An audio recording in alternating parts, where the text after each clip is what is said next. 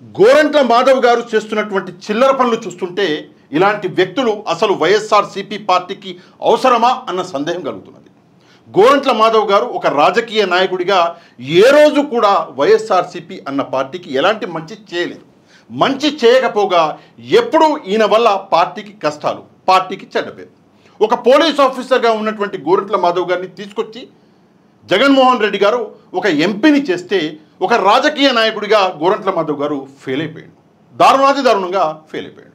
ఎందుకు నేను ఈ మాట అనవలసి వస్తుంది అంటే, మొన్న చేబ్రోలు కిరణ్ అనే ఒక యదవ మొన్న సాయంత్రం దాదాపు 6 గంటల సమయంలో గౌరవనీయులు వైఎస్ భారతీరెడ్డి గారి గురించి ఒక అసభ్యకర వీడియో అన్నది వైరల్ అయితే మొన్న సాయంత్రం ఇమ్మీడియట్గా వైఎస్ఆర్సీపీ సోషల్ మీడియా మొత్తం ఒకటైపోయి వాడి మీద ట్వీట్లు, సోషల్ మీడియా పోస్టులు చేస్తే భయపడిపోయి కొన్ని గంటల్లోనే మీడియా ముందుకొచ్చి క్షమాపణలు కోరిండు ఆ చేబ్రోలు కిరణ్ అని యదవ సన్నాసి గాడిద.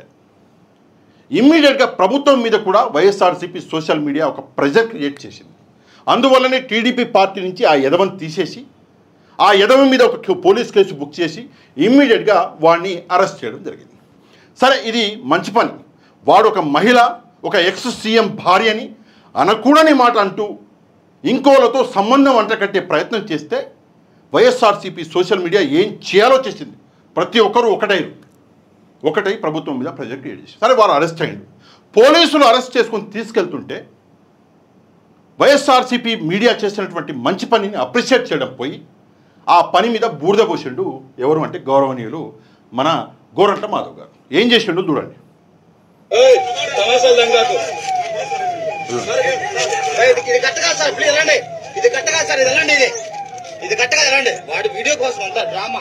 పోలీస్ ఆఫీసర్ అంటాడు డ్రామా.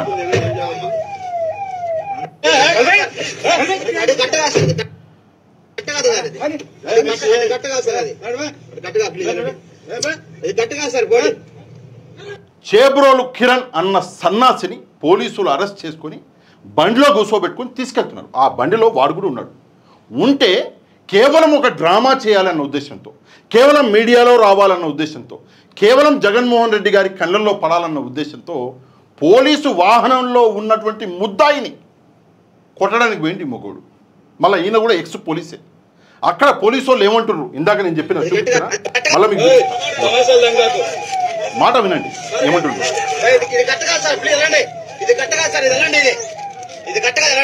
వీడియో కోసం అంత డ్రామా. పోలీస్ ఆఫీసర్లు కారు లోపల కూర్చున్న వాళ్ళు కూడా సేఫ్టీ కోసం వీడియో తీశారు. అందులో పోలీస్ ఆఫీసర్ అంటున్నాడు వాడి వీడియో కోసం అంత డ్రామా ఆడుతున్నాడు అని చెప్పేసి. ఇంత డ్రామా ఆడవలసిన కర్మ ఏం పట్టింది? చట్టబద్ధంగా అంతా కరెక్ట్గా జరుగుతుంది కదా. ఇన్ని రోజులు వైఎస్ఆర్సీపీ సోషల్ మీడియా మీద టీడీపీ వాళ్ళు, ఐటీడీపీ వాళ్ళు ఒక బురద జల్లిరు. మహిళలకు వ్యతిరేకంగా వీళ్ళు మాట్లాడతారు, చాలా గలీజోళ్ళు వైసీపీ వాళ్ళు అని చెప్పేసి బురద జల్లి మమ్మల్ని అంటే వైసీపీ సోషల్ మీడియా వాళ్ళని తీసుకెళ్ళి జైళ్ళల్లో పడేస్తున్నారు అని చెప్పేసి మాకు మంచి అవకాశం వచ్చింది చూపిద్దాం అట్లాంటి ఎదవల్ని అని చెప్పేసి చేబ్రోలు కిరణ్ని బయట పెడితే మేము చేసిన మొత్తం కష్టం మీద వచ్చి బురద జల్లిపోయింది ఈ వ్యక్తి. మళ్ళీ ఈయన ఒక ఎక్స్ ఎంపీ అంటే ఈయన ఒక ఎక్స్ ఏమంటే కాప్ పోలీసోడు. నాకు అర్థం కాగలుగుతా, పోలీసుల అదుపులో ఉన్నటువంటి ఒక ముద్దాయిని నువ్వు పోయి కొడతావా? సాధ్యమా ఇది? అంత మొగోడివా నువ్వు? ఏ చట్టం జరగదా నీకు? ఎందుకు ఈ డ్రామాలు చేస్తావు? పోలీసులే నోరు తెరిచి చెప్తున్నారు ఇప్పుడు నువ్వు డ్రామా చేస్తున్నావు అని. అవసరమా? నోటికి హద్దు లేదు, చేసే దమ్ము లేదు, ధైర్యం లేదు. ఊకే పోయి ఇట్లాంటి డ్రామాలు చేస్తాడు. చూడండి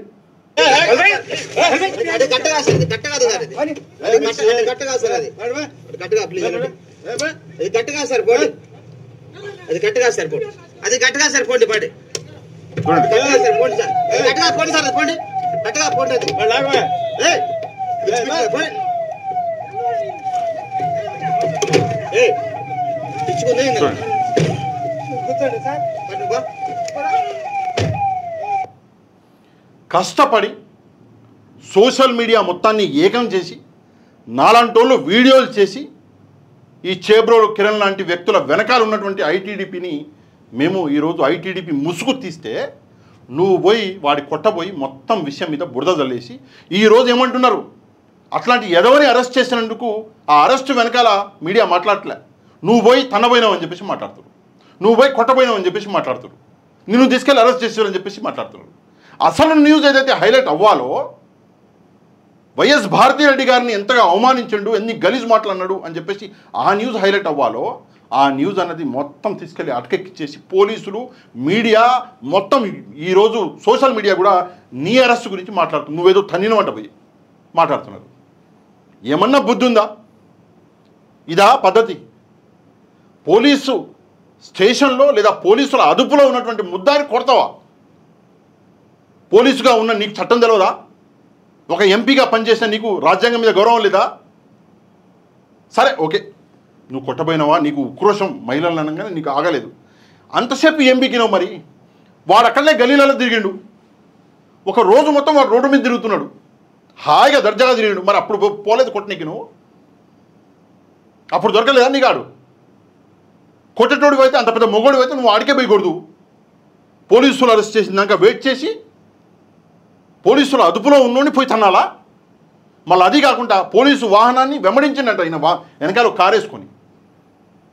ఈ మొగోడు పోలీసు వాహనాన్ని వెంబడించిండట. ఏంటి నాకు అర్థం కావట్లేదు. ఏం పనులు ఇవి? ఎందుకు ఇది నాకు అది అర్థం కావట్లేదు.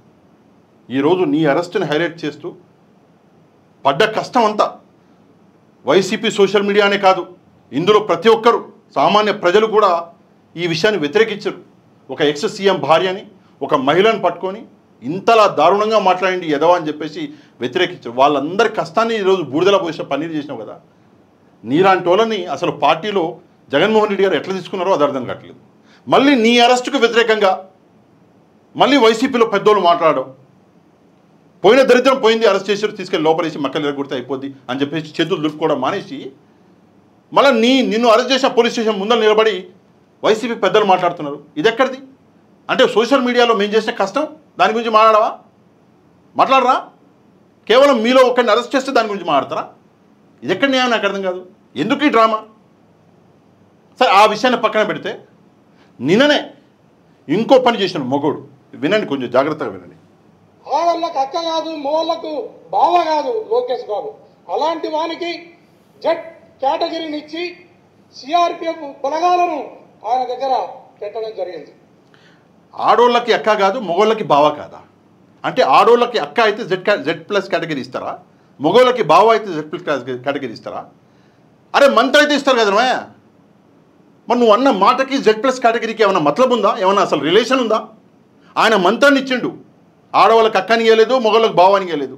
ఒక మంత్రిని పట్టుకుని ఈ మాట అంటావా? నీకు అసలు బుద్ధి సిగ్గుందా ఏమన్నా? ఒకవైపు సోషల్ మీడియా మీద పోరాటం చేస్తున్నాం మేము, మాలో కొంతమంది తీసుకెళ్ళి జైల్లో పడేశారు, వాళ్ళని అడిగేటోళ్ళు లేడు. దాని మీద పోరాటం చేస్తుంటే మళ్ళీ వచ్చి నిప్పురు ఆదేశిపోతావా? ఆడవాళ్ళకి అక్క, మొగలకి బావ. ఇది ఎవడన్నా మొగుడు మాట్లాడే మాటలా? ఆల్రెడీ నువ్వు ఇప్పి చూపిస్తేనే దాన్ని కప్పుకోలేక మేము సంవత్సరాలు కష్టపడ్డాం. నువ్వు ఇప్పి చూపించింది అంత 10 నిమిషాలు 15 నిమిషాలు, దాన్ని కప్పుకోలేక సంవత్సరం పడడం కష్టం. ఈ రోజు వరకు కూడా గాంధీ నుంచి ఉమ్మేస్తున్నారు. మళ్ళీ వచ్చి ఆడవాళ్ళకి అక్క, మొగళ్ళకి బావ అంటావు. ఎవడు నేర్పించండి నీకు ఇది? ఎక్కడి నుంచి అని తీసుకుంటున్నావా స్క్రిప్టు? మంత్రిని పట్టుకుని ఆ మాట అంటావా? నీకేమైనా ఉందా బుద్ధి? జెడ్ ప్లస్ కేటగిరీ సెక్యూరిటీ ఎవరు? జగన్మోహన్ రెడ్డి గారికి సెక్యూరిటీ ఇవ్వలేదని చెప్పేసి బాధపడుతున్నావు కదా. నువ్వు ఎందుకు రాలేదు రాప్తాడికి? జగన్మోహన్ రెడ్డి గారి దగ్గరికి నువ్వు ఎందుకు రాలేదు? సెక్యూరిటీ గారు ఎందుకు నిలబడలేదు? అక్కడ ఉన్నోళ్ళు మొగోళ్ళు, వాళ్ళు లీడర్లు. తోపుతుర్తి గారు పాపం, ఆయన పడ్డ కష్టం అంత ఇంత కాదు.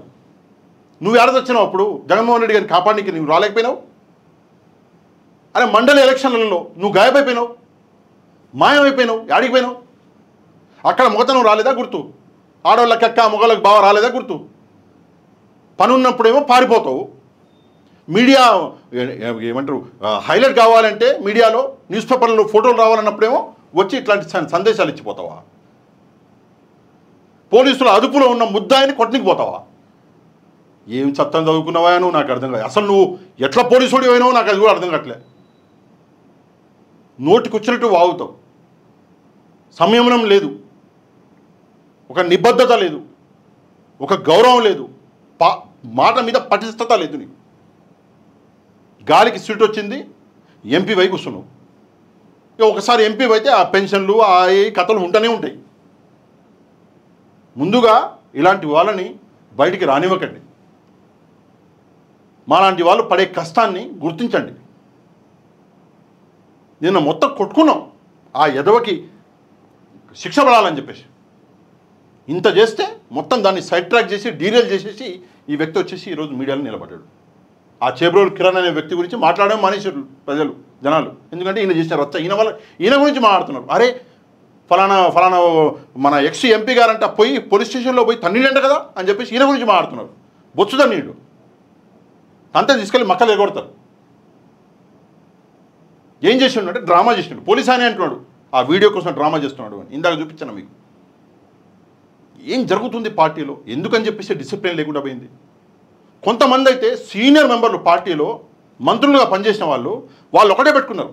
ఏంటంటే ఏం జరిగినా కూడా పోలీస్ స్టేషన్కి ముందర నిలబడతారు, మైకులు పట్టుకొని మంచిగా మాట్లాడొస్తారు. ఎందుకండి మనోడు ఏమైనా స్వతంత్ర యుద్ధంలో పోరాటం చేసి పోయిండా జైల్లోకి, పోలీస్ స్టేషన్లోకి? ఒక పోలీసు అరెస్ట్ చేసిన ముద్దాన్ని తననీకి పోయిండు. బుద్ధి ఉండాలి మనకన్నా. వయసుకు గడ్డం తెల్లవడం కాదు, మనకు బుద్ధి ఉండాలి. రక్తం మరిగిపోతుంది ఈరోజు. చాలామంది అనుకుంటుంటారు ఏంటి పాషా గారు ఇట్లా మాట్లాడుతున్నారు. నిజం అదే. కాబట్టి భారతి రెడ్డి గారిని అన్నవాడిని వ్యతిరేకించే క్రమంలో మేమందరం బిజీగా ఉంటే ఈరోజు ఆ టాపిక్ మొత్తాన్ని తీసుకెళ్ళి ఈయన టాపిక్లో కలిపేశారు. అందువల్ల రోషం వస్తుంది, అందువల్ల కోపం వస్తుంది. జగన్మోహన్ రెడ్డి గారి భార్యనే కాపాడుకోనివ్వట్లేదు ఇట్లాంటి వాళ్ళు. ఏం చేయాలి మరి? ఒకసారి తప్పకుండా కమెంట్ చేయండి. ఈ విషయం మీద మీరేమనుకుంటారో కమెంట్ చేయండి. అసలు ఈ వ్యక్తి రాజకీయాల్లో అసలు ఉండాలా, ఉండే అర్హత ఉందా లేదా అన్న విషయం కూడా కమెంట్ చేయండి. వీడియోని లైక్ అండ్ షేర్ చేయండి. మీరు ఎంత లైక్ అండ్ షేర్ చేస్తే ప్రజలందరి దాకా వీడియో అంతగా వైరల్ అవుతుంది, నిజాలు ప్రజలకు తెలుస్తాయి. అందుకే లైక్ అండ్ షేర్ చేయడం మాత్రం మర్చిపోవద్దు. ఛానల్ని సబ్స్క్రైబ్ చేసుకునే వాళ్ళు ఛానల్ కూడా సబ్స్క్రైబ్ చేసుకోండి. నెక్స్ట్ వీడియోలో మళ్ళీ కలుద్దాం. అంతవరకు థ్యాంక్ యూ వెరీ మచ్. జై హింద్.